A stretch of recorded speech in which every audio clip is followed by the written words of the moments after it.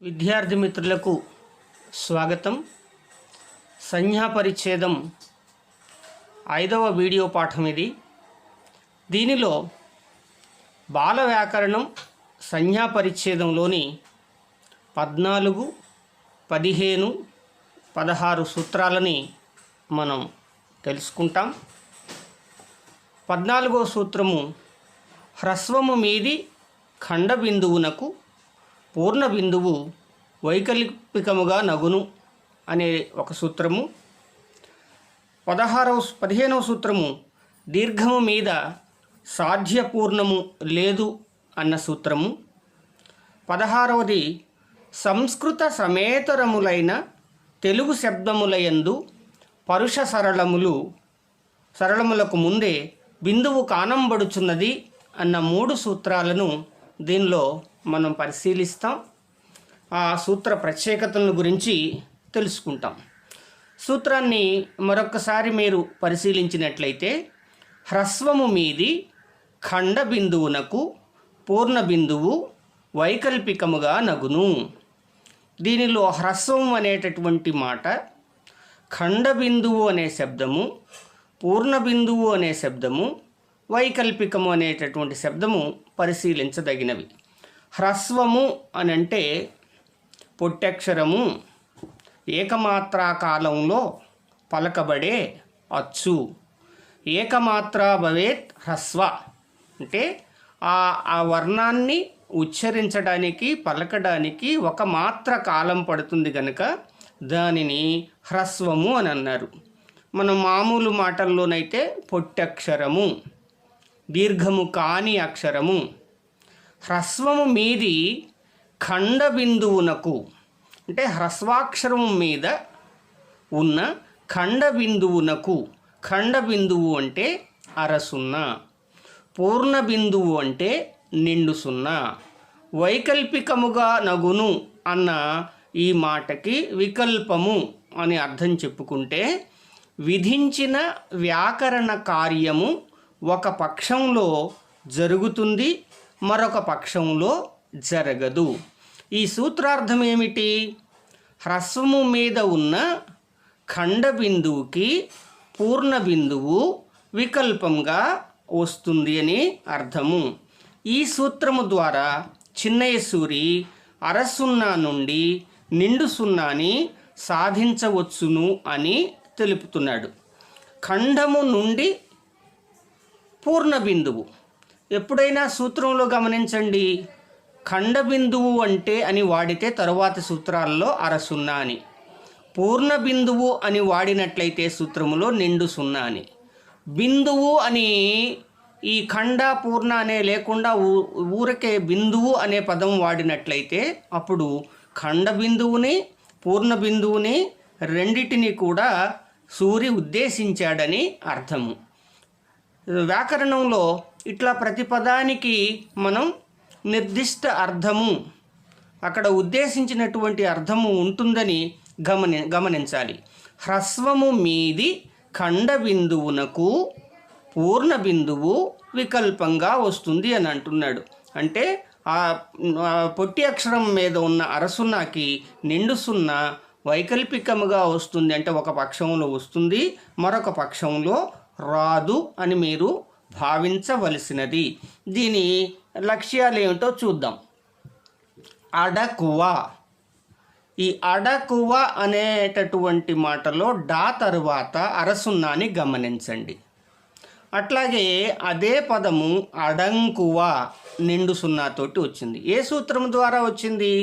ఈ సూత్రము సాధించి పెడుతున్నది. అట్లాగే అరటి, అరటిలో అరసున్నాని గమనించవచ్చు. రెండవ రూపము అరంటి అనేటటువంటిది ఉన్నది. ఈ అరంటి అనేటటువంటి పదం ఎక్కడైనా వచ్చినట్లయితే ఈ సూత్రము రీత్యానే అది వచ్చిందని అర్థము. హ్రస్వాక్షరం మీద ఉన్న, హ్రస్వాక్షరం తర్వాత ఉన్న అరసున్నాకు నిండు సున్నా ఈ సూత్రము ద్వారా సాధించవచ్చునని చెబుతూ ఉన్నాడు సూరి. అట్లాగే ఎరుగుటలో బండిరా తర్వాత ఉత్వ విశిష్ట బండిరా తర్వాత నిండు సున్నా ఉండటం గమనించవచ్చు. బలగము బలంగము, మగటిమి, మగంటిమి.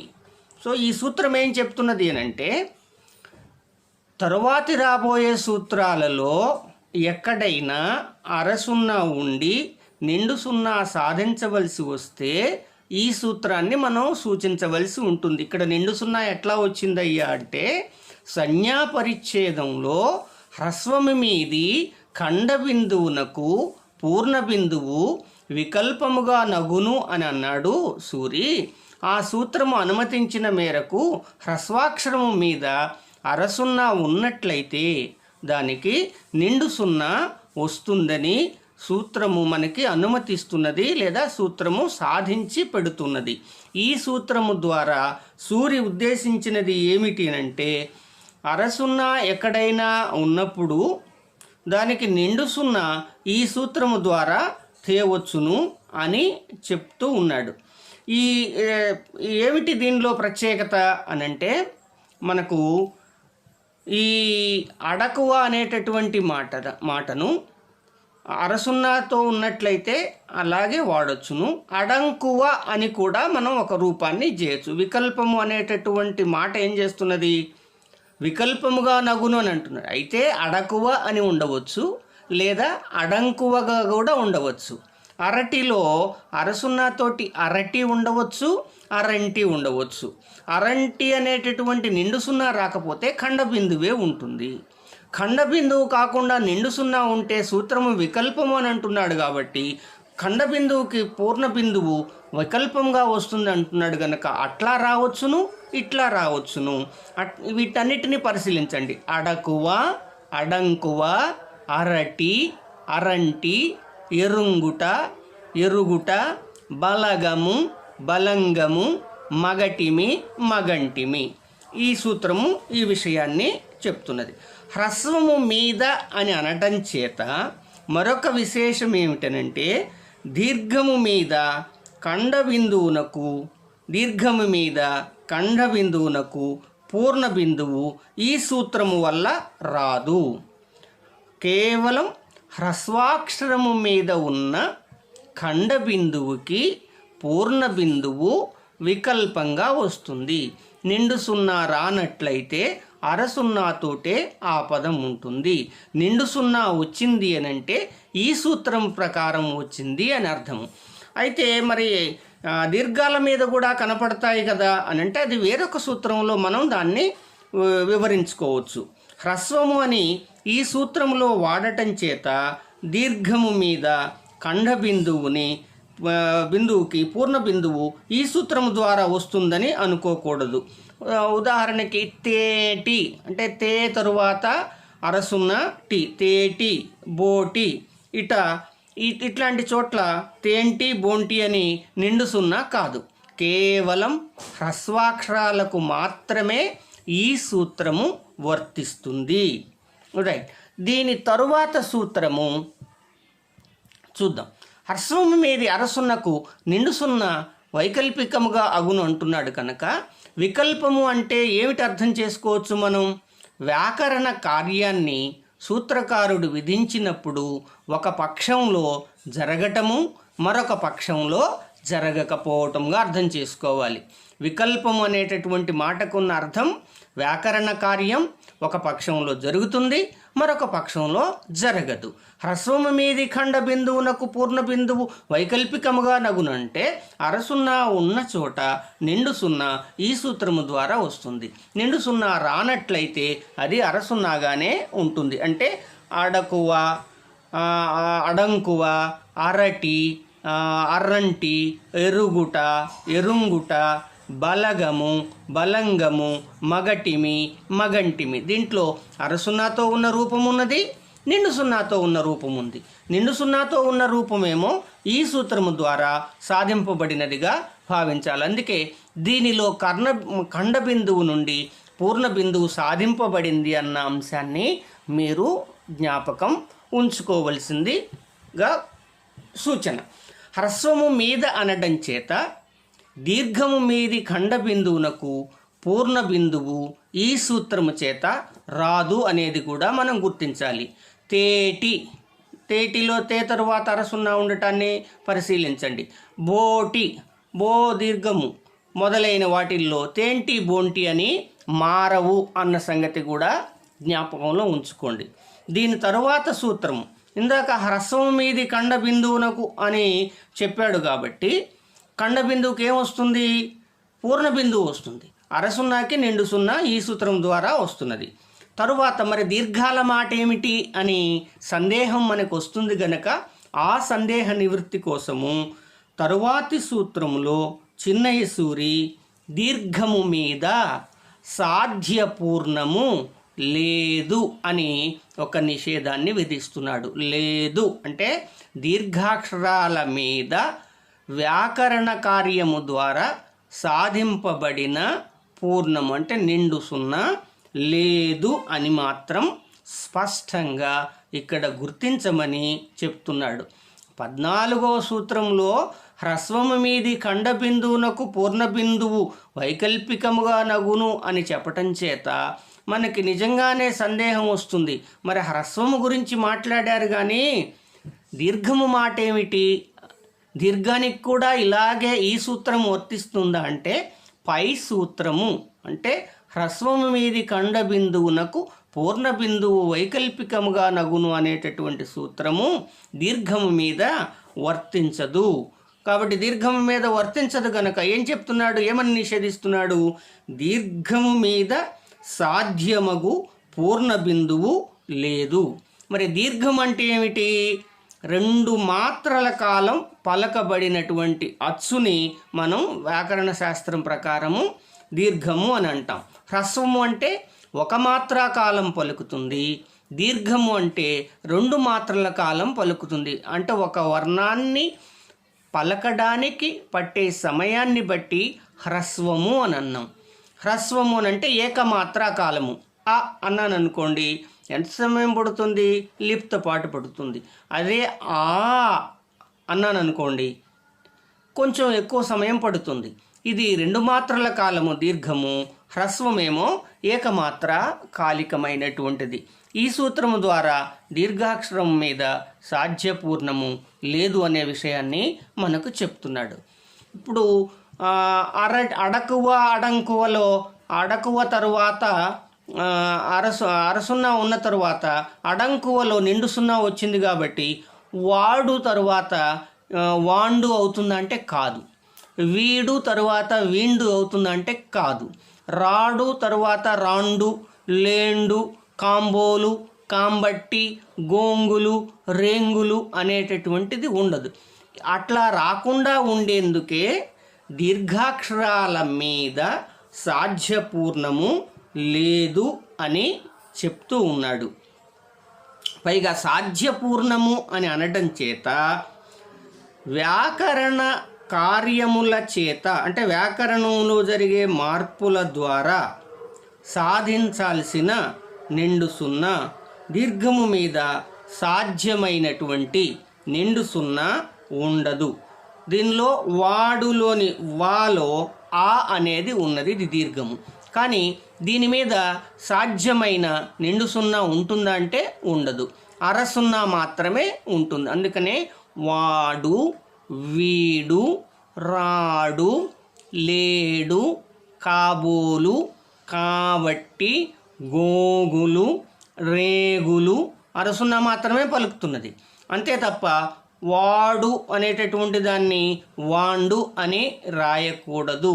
అంటే 14వ సూత్రాన్ని దీనికి వర్తింపచేయకూడదు. అక్కడ హ్రస్వం మీద అన్నావు కనుక ఖండబిందువుకు పూర్ణ బిందువు అవుతుంది కాబట్టి మరి హ్రస్వాక్షరం మీద వచ్చేటటువంటిది వర్తించేటటువంటి విషయము దీర్ఘాక్షరం మీద కూడా వర్తిస్తుందేమోనని మనం అపోహపడి లేదా అనుమానపడి సందేహపడి అక్కడ వర్తించే సూత్రము ఇక్కడ కూడా వర్తిస్తుంది అని అనుకోవడానికి వీలు లేదు.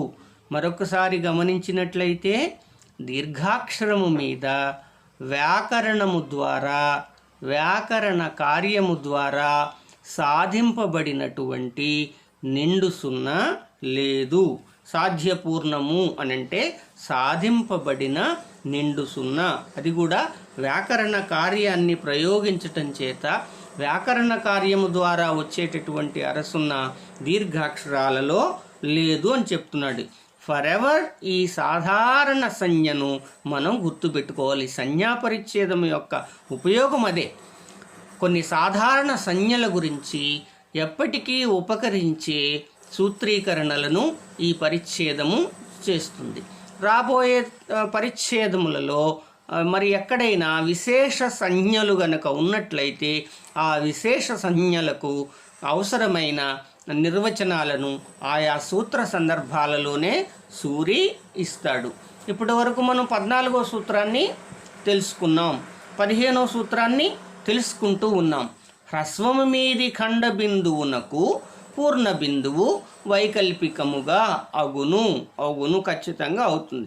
ఈ సూత్రము వర్తిస్తేనేమో నిండు సున్నా వస్తుంది, లేకపోతే యథావిధిగా అరసున్నాతోటే ఆ హ్రస్వాక్షరాలు ఉంటాయి. మరి 15వ సూత్రం ఏం చెప్తున్నది?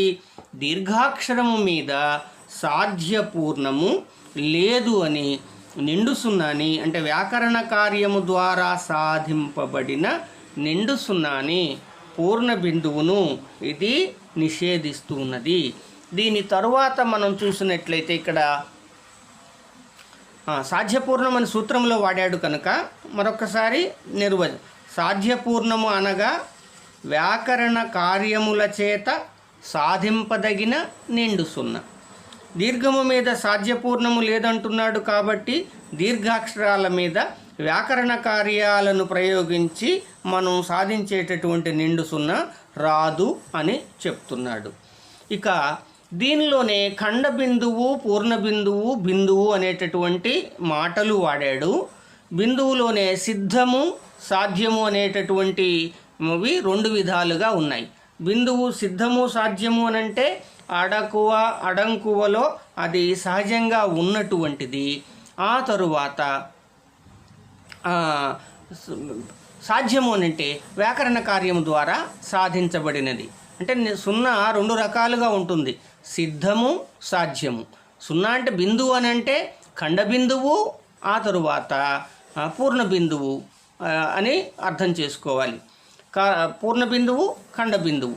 బిందువు సాధ్యము, సిద్ధము అని 2 రకాలు, లేదా సిద్ధము, సాధ్యము అని 2 విధాలు. అడకువలో అరసున్నా ఉన్నది, అరటిలో రా తరువాత అరసున్నా ఉన్నది. ఇది సిద్ధంగా ఉన్నటువంటి ఖండ బిందువు. అట్లాగే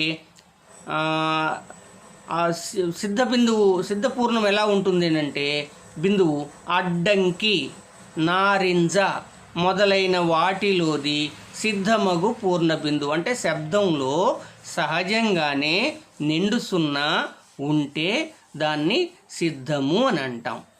సహజం కాకుండా వ్యాకరణ కార్యము ద్వారా సాధింపబడినట్లయితే దాన్ని ఏమంటాం? సాధ్యపూర్ణము అని అంటాం. దీంట్లో ఈ 2 మనకు అడ్డంకి, నారింజ మొదలైన వాటిలోది సిద్ధంగా ఉన్న, శబ్దంలోనే సిద్ధంగా ఉన్నటువంటి నిండు సున్నా. అడ్డంకి, నారింజలో అది సహజ శబ్ద సిద్ధమైన లేదా శబ్ద సహజమైనటువంటి పూర్ణ బిందువుగా గమనించండి. సాధ్య బిందువుకి మనం ఇప్పటికే 2-3 సార్లు నిర్వచనాన్ని పదే తలచుకొని ఉన్నాం.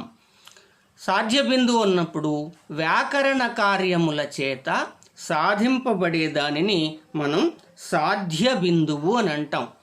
ఏదైతే శబ్ద సిద్ధంగా బిందువు ఉండదో, ఏది వ్యాకరణ కార్యములు అంటే వ్యాకరణ సూత్రాలని ప్రయోగించడం చేత మనం ఒక రూపాన్ని రాబడతామో అది సాధ్య బిందువు అవుతుంది. ఉదాహరణకి పూచెను ప్లస్ కలువలు. దీనిలో మీరు సంజ్ఞాపరిచ్ఛేదంలోని కొన్ని సూత్రాలని గుర్తు చేసుకున్నట్లయితే పూచెనులో ను ఉన్నది. ను చూడగానే మనకు గుర్తు రావాల్సినటువంటి అంశము, గుర్తు రావాల్సిన అంశం ఏమిటనంటే నకారంబు ధృతంబు అనేటటువంటి సూత్రము. ఆ సూత్రము పూచెను ప్లస్ గలువలు, ధృతమునకు కచట తపలు అది పరమైతే ఆ తరువాత సరళాలు వస్తాయనేటువంటి సూత్రం చేత పూచెను ప్లస్ కలువలు, దీనిలో పూచె అరసున్న కలువలు, ధృతమునకు పరుషములు పరమైనప్పుడు అది సరళాలుగా వస్తాయనే సూత్రం చేత ధృత ప్రకృతి ఆదేశ సరళమునకు ముందున్న ధృతమునకు బిందు సంశ్లేషలు విభాషణగు అనే సూత్రము చేత బిందువు సంశ్లేష ఇట్లా పూచే గలువలు అరసున్నాతోటి వచ్చినది. ఇది సాధ్యమైన ఖండ బిందువు. రెండవది పూచం గలువలు అనే రూపం వచ్చిందనుకోండి, ఇది సాధ్యమగు పూర్ణ బిందువు. మనకు బిందువు అని అనటము చేత రెండు అర్థాలలో దీన్ని వాడబడుతున్నది. ఒకటి ఖండ బిందువుకి బిందువు అని వాడుతున్నాడు, పూర్ణ బిందువుకి బిందువు అని వాడుతున్నాడు. ఇలా బిందువు అని కాకుండా స్పెసిఫిక్గా ప్రత్యేకంగా ఒక అరసున్నానే అతను ఉద్దేశించినట్లయితే ఖండ బిందువు అనే వాడతాడు. లేదా నిండు సున్నానే ఉద్దేశించినట్లయితే సూత్రము పూర్ణ బిందువు అని వాడుతున్నాడు.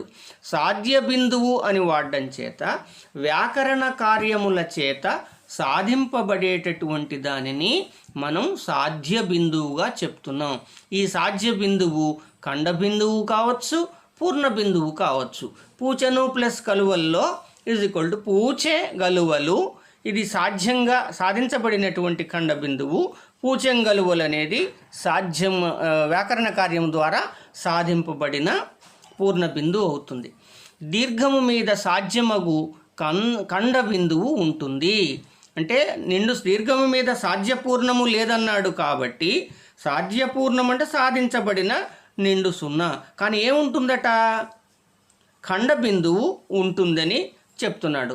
ఉదాహరణ వా ప్లస్ డున్ వాడు, వి ప్లస్ డున్ వీడు, రా ప్లస్ డున్ రాడు, లే ప్లస్ డున్ లేడు, కాను ప్లస్ పోలు కాబోలు, కాను ప్లస్ బట్టి కాబట్టి, గోను ప్లస్ లు గో ప్లస్ గుంజ్ ప్లస్ లు గోగులు గోంగులు అనం మనం.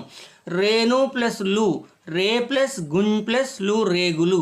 ఇవన్నీ కూడా వీటిల్లో వాడు వా తరువాత అరసున్నా ఉన్నది, అది సాధ్యమైన ఖండ బిందువు. వీడు వీ తరువాత ఖండ బిందువు ఉన్నది, ఇది వ్యాకరణ సూత్రం ద్వారా వచ్చినటువంటి అరసున్నా. రాడు రా తరువాత అరసున్నా ఉన్నది, ఇది కూడా సాధించబడినటువంటి ఖండ బిందువే. అంటే దీర్ఘము మీద మనకు సాధ్య ఖండ బిందువు ఉంటుంది తప్ప పూర్ణ బిందువు లేదు అని ఈ సూత్రము చెప్తూ ఉన్నదిగా భావించవలసి ఉంది. నెక్స్ట్ తరువాతి సూత్రము సంస్కృత 16వ సూత్రం. ఇది సంస్కృత సమేతరములైన తెలుగు శబ్దములయందు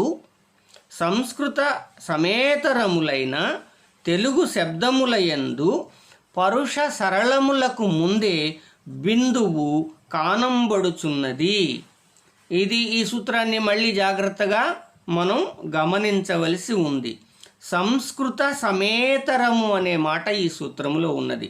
అంటే సంస్కృత సమములు కాని ఇతరములైన అంటే ఏమవుతుంది? అది అచ్చతెనుగు శబ్దాలలో పరుష సరళాలకి ముందు మాత్రమే బిందువు కనపడుతుంది. ఈ సూత్రంలో కూడా బిందువు అనే మాట ఉన్నది. బిందువు అని అనడం చేత మనకు అరసున్నా నిండు సున్నా అంటే అర్ధానుస్వారము పూర్ణానుస్వారము, ఖండ బిందువు పూర్ణ బిందువు. బిందువు అని ఎక్కడ సూత్రంలో వాడినా అరసున్నాని నిండు సున్నాని కలుపుకునే బిందువు ఉంటుంది. రెండిటికి కామన్గా వాడతాడు. సూత్రంలో ఖండ బిందువు అంటే అరసున్నా మాత్రమే. సూత్రంలో పూర్ణ బిందువు అని అంటే నిండు సున్నా మాత్రమే. అంటే అచ్చతెనుగు శబ్దాలలో పరుష సరళాలకు ముందే ఖండ బిందువు కనపడుతూ ఉన్నదని ఈ సూత్రము చెప్తున్నది. వాటికి ఉదాహరణలు కూడా ఇస్తున్నాడు. మళ్ళొకసారి దీన్ని పరిశీలిస్తే సంస్కృత సమేతరములైన తెలుగు శబ్దములయందు పరుష సరళములకు ముందే బిందువు కానంబడుతున్నది అని అంటే అచ్చతెనుగు శబ్దాలలో పరుష సరళాలకు ముందే తర్వాత కాదు, పరుష సరళాలకు ముందే ఏమి కనపడుతుందట? బిందువు కనపడుతుంది. బిందువు అనడంలో ఉద్దేశం ఏమిటి? అరసున్నా మరియు నిండు సున్నా కూడా అని అర్థం చేసుకోవలసి ఉన్నది. తదుపరిది చూద్దాం. ఇక్కడ వంకర అనే మాట ఉన్నది. కాకి ముందు నిండు సున్నా ఉన్నది. కలకువ, ఈ కూకి ముందు అరసున్నా ఉన్నది. మంచు, చాకి ముందు నిండు సున్నా ఉన్నది. త్రాచు, చూకి ముందు అరసున్నా ఉన్నది. దంట, టాకి ముందు నిండు సున్నా ఉన్నది. దాటు, టూకి ముందు అరసున్నా ఉన్నది. కొంతలో, తాకి ముందు నిండు సున్నా ఉన్నది. కోత, తాకి ముందు తా ఉన్నది. అంటే పరుషాలకి సరళాలకి ముందే అచ్చతెనుగు శబ్దాలలో బిందువు కనపడుతూ ఉన్నదని ఈ సూత్రము పేర్కొంటూ ఉన్నది. మళ్ళొకసారి సూత్రాన్ని కనుక మనం గుర్తు చేసుకుంటే, సంస్కృత సమేతరములైన తెలుగు శబ్దములయందు పరుష సరళములకు ముందే బిందువు కనబడుచున్నది. వంకర, కలకువ, ఇక చ. తరువాత గజడ దెబ్బల్లో ద, కచట దెబ్బల్లో తాకి ముందు నిండు సున్నా ఉన్నది, అరసున్నా ఉన్నది. ఇట్లా పూర్ణ బిందువు అనగా ఖండ బిందువు, సంస్కృత సమేతరము అంటే సంస్కృత సమము కాక తక్కినది అని మనం అర్థం చేసుకోవాలి. అచ్చ తెనుగులో పరుషాలు అంటే కచట తపలు, సరళములు అంటే గజడ దబలు. అంటే అంతకుముందు సంజ్ఞా పరిచ్ఛేదంలోనే కచట తపలు పరుషంబులని, గజడ దబలు సరళంబులని మనకు సూత్రం చెప్తూ ఉన్నది కనుక పరుష సరళాలకి ముందే అంటే కచట తపలకు గజడ దబలకు ముందే ఏం కనపడుతున్నదట? బిందువు కానంబడుచున్నది. బిందువు అనగా ఖండ బిందువు, పూర్ణ బిందువు అని.